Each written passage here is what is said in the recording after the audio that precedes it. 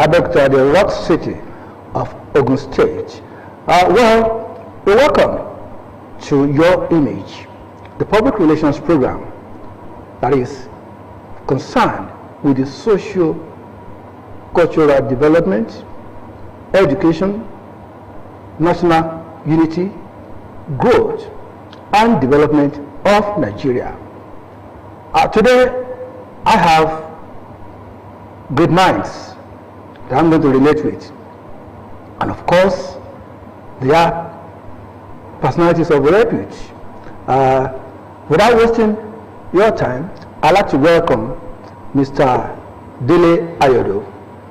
Mr. Ayodo is a public affairs analyst and a veteran journalist. You're welcome, sir. Well, it's nice to be here once again. Let me say good afternoon, Logun. Good afternoon, Nigeria. And of course, I'm elated to be in the midst of, in my own words and sincerity, VIPs. Thank you so much. You're welcome. And I decided to inform you that I had a big fish, a man of repute, a renowned public speaker, trainer, and educationist. He's also an engineer. I'm talking about Mr. Abiodun Fijabi. You're welcome, sir. Thank you very much. It's nice having you here. Thank you. Good afternoon, viewers. Such a pleasure to be here. It's nice having you. And the topic we are looking at is an assessment of President Bola Tinubu'S take-off decisions. 16 days ago, President Bola Tinubu was inaugurated as the President and Commander-in-Chief of the Federal Republic of Nigeria, and certain decisions have been taken. And according to him, he said, I asked for the job of the President. I campaigned for it. No excuses. I will live up to the bill. Mr. Fijabi, is he living up to the bill? So far, so good.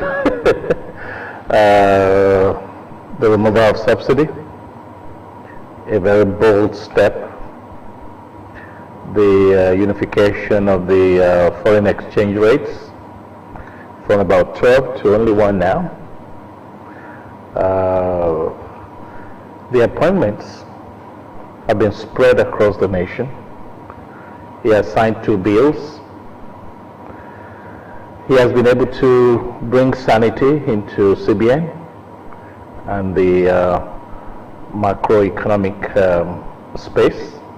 He has also been able to stamp his authority on corruption issue by suspending the EFCC chairman. And he keeps making promises as to what he will do.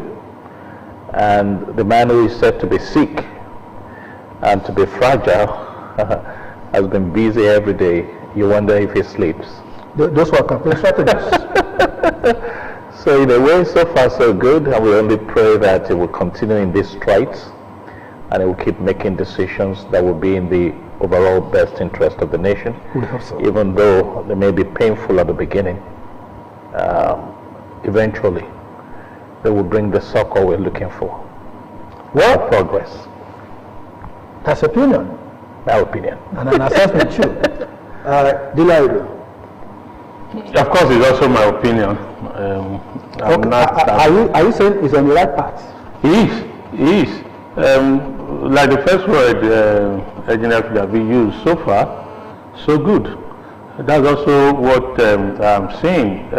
In 1999, to be honest, the then President Olusegun Obasanjo also had a good takeoff. Like we do say, we say hit the ground running. And for anybody who travels, who use the air as its means of transport, you know that pilots and those travelers will say there are 3 stages of the journey. The first and the last 2 are very key to how the journey will be. The takeoff and then the landing. Most times we've had people have a good takeoff. That's why I mentioned that President Olusegun Obasanjo, in fairness, had a good takeoff. He hit the ground running in 1999. The late Ayodo also did same. He had a good takeoff by my assessment, 1999. And since then, the other two, again, in my opinion, you may disagree with it. You don't have to agree with it. The other two were never here nor there. Neither the takeoff, the landing, or the journey itself. When you've been asked to, take off your seatbelt, they were never something to much talk about. So I hope that it's not going to be the takeoff alone that will be seen. But I must confess that I, as a Nigerian, as a stakeholder, I'm happy with the takeoff. I want to talk about bills, the laws the National Assembly were making, and I say boldly, it doesn't matter what anybody says, you don't have to agree with me on that, that most of the bills they say they pass does not have a direct progressive positive impact on majority of we Nigerians. But for the first time, just two bills, these ones has direct impact on almost every house. So I think that's something cheering. I'll just implore all of us don't have to go the same direction. So it does not, there's nothing wrong if we have people criticize or stand as opposition. It's good for the entirety. It's good for the system. Nothing wrong with that. But let those who love Nigeria continue to work, because we still, as individuals, also have a lot to do, a lot within us. Maybe when we get there, we also talk about the personal discipline, commitment of individuals. You don't have to be in government. In your home, as a father, as a child, as the leader of the one you call small or even a open market group, how self-discipline, how self-control are you? All this matters at ensuring that the president's flight, the current flight, pilot, has a good and smooth journey. Thank you very much. Mr. Fijabi? Yes.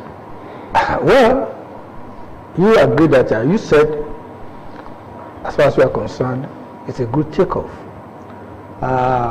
When you look at the impact of the recent decisions so far, is it going to reduce the incidence of trust deficit between the citizens and the government?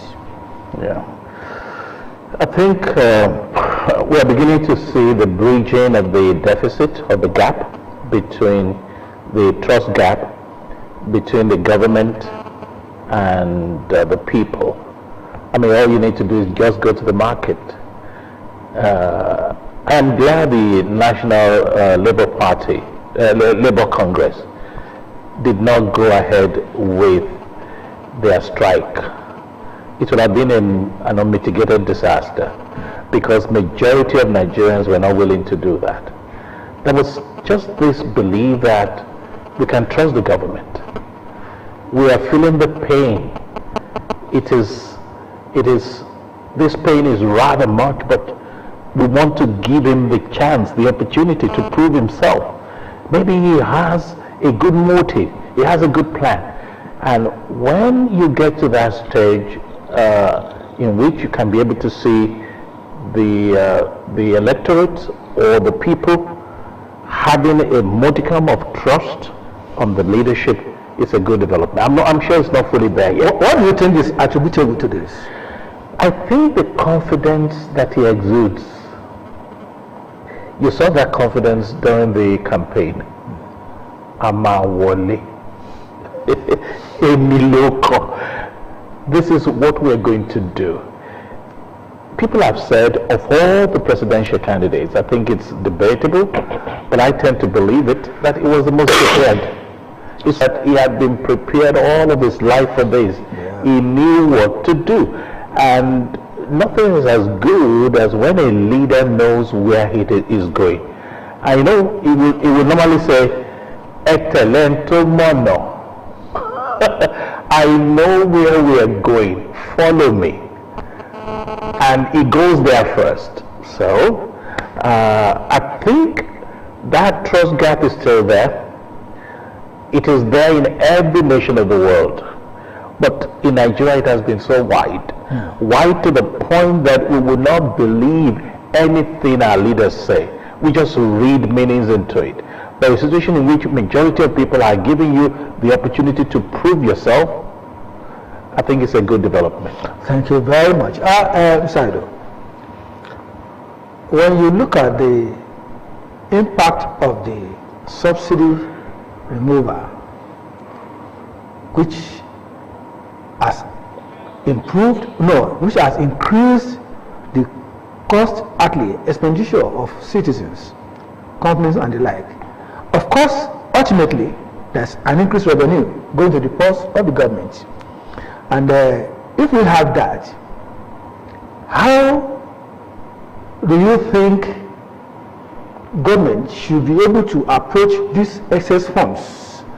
I remember Revenue Mobilization and Fiscal Commission distributed about, was it 700 billion? I can't remember. Of recent.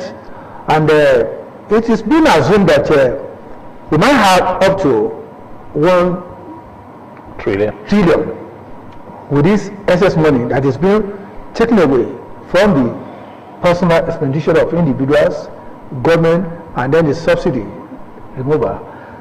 How do you advise government?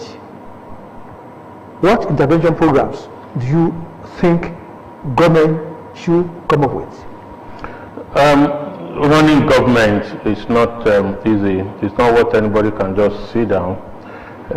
Sometimes even what you think, what you visualize, conceptualize when you want to put it into practicals, could run into hiccups.